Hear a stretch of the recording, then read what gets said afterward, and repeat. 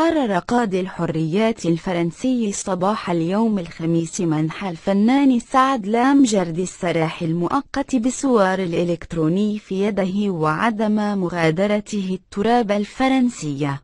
وكانت قناة شوف تيفي السباقة لنشر خبر الإفراج بعد أن قدم المحامي الفرنسي موريتي الملقب بالوحش طلبه الخاص بمنح السراح المؤقت بمجموعة من الضمانات المهمة.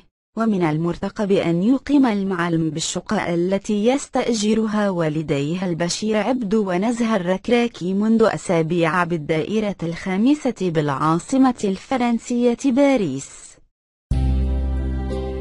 لا تنسى الاشتراك في قناتنا لتصلك فيديوهات جديدة. اضغط على زر أبوني الموجود في الأسفل للاشتراك.